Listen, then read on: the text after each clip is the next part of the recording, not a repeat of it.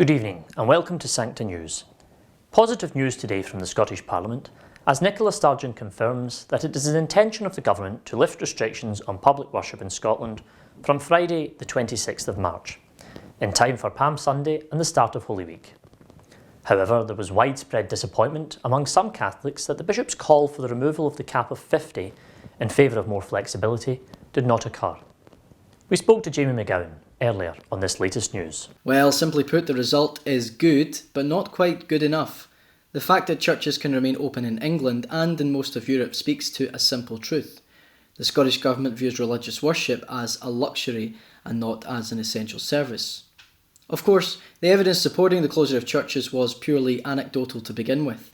In fact, it's come to light that the government was presented with 4 options by public health experts before the lockdown in January with regards to religious worship, and the government chose the most extreme of those 4 options, which was complete and total closure.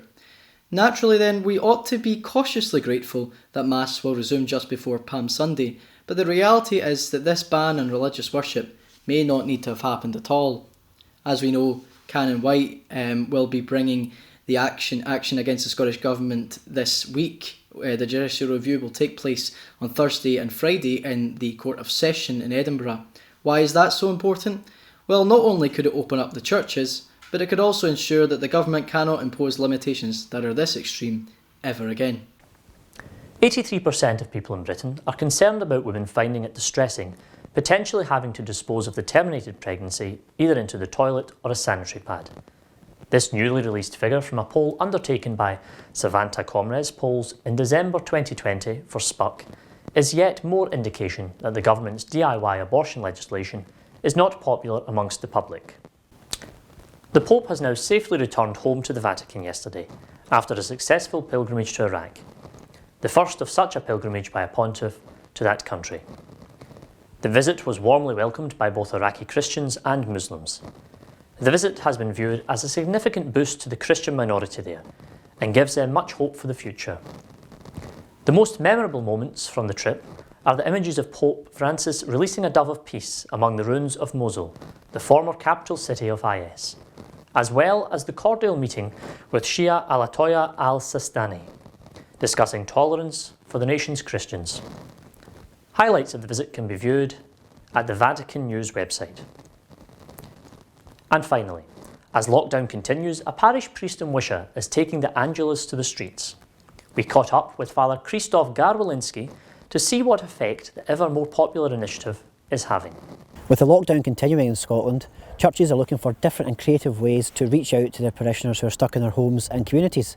Today we are in the streets of Wishaw with Father Krzysztof Garwalinski from St Patrick's Shield Muir, who is doing a great initiative bringing people together in his parish by saying a daily Angelus at 12 o'clock, live streamed on Facebook in each street of his parish. This is a tradition of the church to pray at the middle of the day, and I was thinking that we should go out to the streets of our parish, and with Father Kieran we decided to go out and to pray with for the parishioners.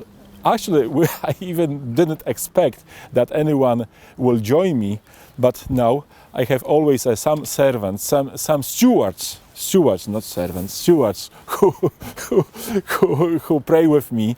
People go out, they pray in the doors of their houses, they wave to me, and actually this is a way of getting in touch with the parishioners. So it's nice to be in touch with the other people and to show that I'm still with them and I pray for them.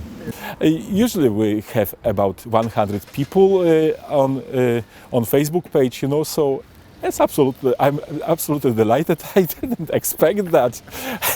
It's quite humbling, I have to say, yes. People respond all these crazy ideas. Maybe not crazy ideas, but anyway. May Almighty God bless you, the Father and the Son and the Holy Spirit. Thank you for watching Sancta News. Good evening.